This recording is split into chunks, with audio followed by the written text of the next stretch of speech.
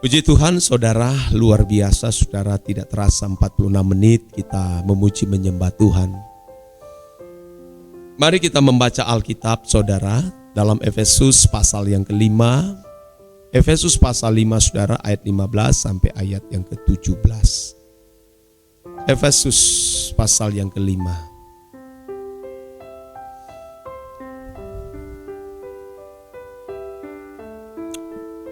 Firman Tuhan, saudara, berkata demikian. Karena itu perhatikanlah dengan saksama bagaimana kamu hidup. Janganlah seperti orang bebal, tetapi seperti orang arif. Dan pergunakanlah waktu yang ada, karena hari-hari ini adalah jahat. Sebab itu janganlah kamu bodoh, tetapi usahakanlah supaya kamu mengerti kehendak Tuhan. Saudara sekalian, manusia hidup berkejar-kejaran dengan waktu. Dari pagi sampai malam seumur hidup, saudara. Seolah-olah tidak ada lagi kesempatan untuk memperoleh apa yang diperebutkan oleh manusia pada umumnya. Mereka merasa kalau tidak sekarang, seakan-akan mereka akan kehilangan kesempatan untuk meraih kesenangan hidup atau meraih apa yang orang dunia raih, saudara. Ironis, banyak orang Kristen berkeadaan demikian. Dan herannya sangat sedikit sekali gereja atau hamba Tuhan untuk memperingatkan mereka dari kebodohan tersebut. Oh, tentu kita tidak menjadi pasif atau pesimis.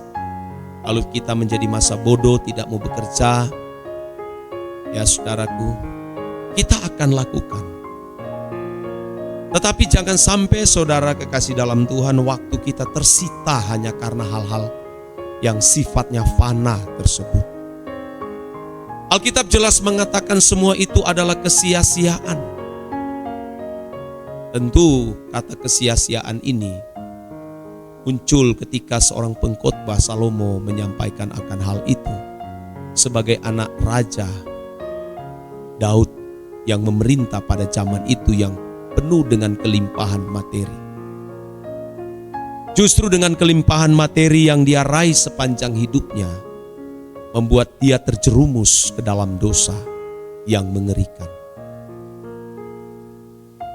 Sebab Salomo, saudaraku, kehilangan roh takut akan Allah.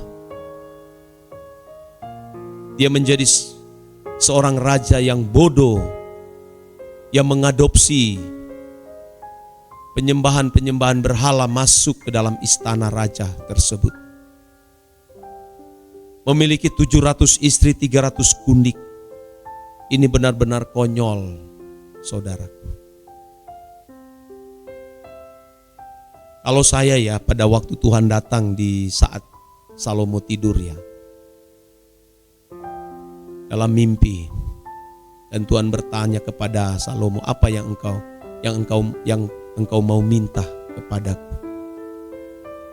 Memang sekilas Salomo tidak meminta supaya Tuhan memberi berkat jasmani, melimpahkan dia dengan kekayaan, tapi dia minta hikmat. Kalau saya tidak minta hikmat. Saya minta takut akan Tuhan. Yang saya minta itu saja, takut akan Tuhan. Karena apa artinya dia minta pengetahuan, hikmat? Betul memang menjadi cerdasnya luar biasa, saudara. Tidak ada yang bisa melampaui hikmat Salomo pada zaman itu. Tapi pada akhirnya, saudara, roh takut akan Tuhan tidak ada di dalam orang itu. Kalau dia minta roh takut akan Tuhan, hikmat pasti diberikan oleh Tuhan. Karena jelas Amsal 1 ayat 7 dikatakan bahwa permulaan pengetahuan ialah takut akan Allah. Oh, jelas, permulaan pengetahuan ialah takut akan Dia. Nah, banyak orang mengejar pengetahuan dulu. Membuat orang menjadi cerdas, tapi ternyata saudara, justru memiliki potensi peluang berbuat dosa di hadapan Tuhan. Kalau orang takut akan Allah, tidak mungkin dia tidak cerdas. Tidak mungkin, saudara. Anda bisa membayangkan bagaimana Yusuf memiliki kecerdasan yang luar biasa. Pada zaman itu bagaimana dia mengelola pemerintahan Mesir. Semua dipercayakan kepada dia. Dimulai dengan roh takut akan, dimulai dengan takut akan Allah. Bagaimana Sadrak, Mesak, Abednego, Daniel saat mereka berada di pemerintahan Babelonia. Mereka sungguh-sungguh cerdas, dimulai dengan takut akan Allah. Dalam Daniel pasal 1 ayat 8, mereka berketetapan untuk tidak menajiskan diri terhadap santapan raja. Ini yang membuat mereka menjadi cerdas. Dan saya terkagum-kagum dan herannya luar biasa, saudara. Banyak orang mengejar pengetahuan, menyekolahkan anak sampai ke luar negeri, tapi tidak mengajarkan mereka takut akan Allah. Akhirnya saudara, banyak yang gagal. Sedikit yang bisa berhasil dalam dunia pendidikan. Kalau sekolah di luar negeri, banyak yang akhirnya menjadi ateis. Banyak yang tersandung dengan narkoba, seks bebas, dan berbagai kejahatan yang lain.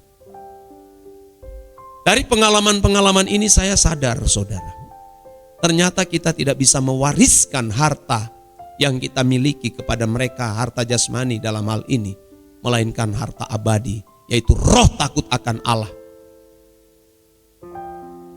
Kalau kita mewariskan roh takut akan Allah kepada anak-anak kita, kita tidak perlu takut.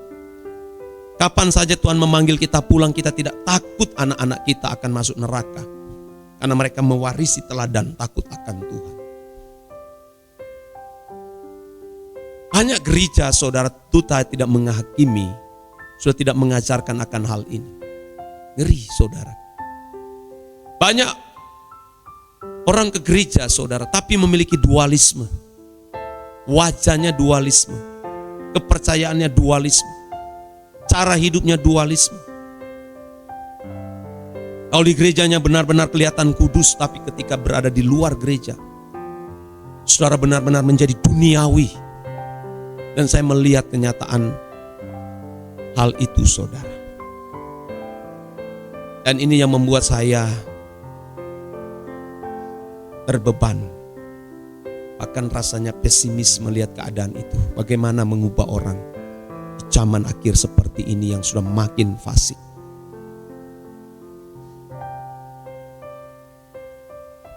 Saya berharap saudara-saudara kasih dalam Tuhan, saudara yang ada di komunitas doa pagi ini, ayo kita memperkarakan hal itu. Jangan hanya sibuk saudara mengejar hal-hal yang fana. Semua pasti akan kita tinggalkan. Kenapa hal yang penting menyangkut kekekalan saudara sudah tidak berkejar-kejaran? Kalau saya melihatnya ada orang yang gotong jenazah, sedang menggotong jenazah di jalan-jalan ya saudara. Wah, dengan iring-iringan ya kendaraan, baik kendaraan roda 2, roda 4, dengan suara sirene, saudara. Wah, ada dengan wajah-wajah beringas saudara di depan, iring-iring mengantar jenazah. Dengan kecepatan mobil yang tidak boleh dihalangi saudara oleh siapapun. Loh, saya sering melihat hal itu saudara. Kalau di jalan itu benar-benar mereka memang seperti raja yang menguasai jalan saudara. Gua sampai ada yang saya lihat, ada yang turun akin pukul orang karena mau ngantar jenazah tersebut, iring-iring. Mereka berkejar-kejaran dengan waktu seolah-olah liang lahat akan direbut oleh orang lain. Padahal saudaraku, liang lahat tidak perlu direbut, diperebutkan saudara. Tidak perlu dikejar. Tidak perlu berkompetisi, sudah menjadi mayat. Ngapain berkompetisi saudara? Justru ketika masih hidup, kita berkejar-kejaran dengan waktu. Jangan sampai saudara berada di ujung kematian, baru saudara mau berkejar-kejaran dengan waktu sudah terlambat. Ingat saudara mengenai Esau yang menyia-nyiakan hak kesulungan, yang merupakan anugerah yang Tuhan berikan kepada dia. Dia menggantikan dengan semangkuk kacang merah. Di dalam Ibrani 12 ayat 16-17 dikatakan, janganlah ada orang yang menjadi cabul atau yang mempunyai nafsu yang rendah seperti Esau, yang menjual hak kesulungannya untuk sepiring makanan. Dia jual hak kesulungan, dia jual anugerah yang Tuhan telah berikan kepada dia dengan sepiring makanan. Dia sia-siakan waktu yang Tuhan berikan. Sebab kamu tahu bahwa kemudian ketika ia hendak menerima hal berkat itu, sebab kamu tahu bahwa kemudian ketika ia hendak menerima berkat itu, ia ditolak. Sebab ia tidak beroleh kesempatan untuk memperbaiki kesalahannya, sekalipun ia mencarinya dengan mencucurkan air mata. Kesempatan saudara jangan pernah sia-sia. Jangan hanya karena masalah makan minum lalu saudara meninggalkan Tuhan. Hanya masalah jodoh, masalah pacar, masalah nak punya anak lalu saudara membelakangi Tuhan. Kesetiaanmu menjadi pudar. Jangan. Itu sepiring makanan, broseos yang tidak ada artinya. Tapi jangan sampai saudara kehilangan berkat kekal. Anugerah masih terbuka bagi kita semua, saudara. Ayo kita gunakan kesempatan yang berharga ini. Jangan sia-siakan 1 menit, 1 detik, 1 jam, apalagi 1 hari, saudara. Jangan pernah sia-siakan. Karena kita tidak tahu kapan nafas kita berhenti. Karena kita menghadapi realitas kekekalan yang dahsyat sekali. Ya, kiranya benaran ini memberkati saudara sekalian.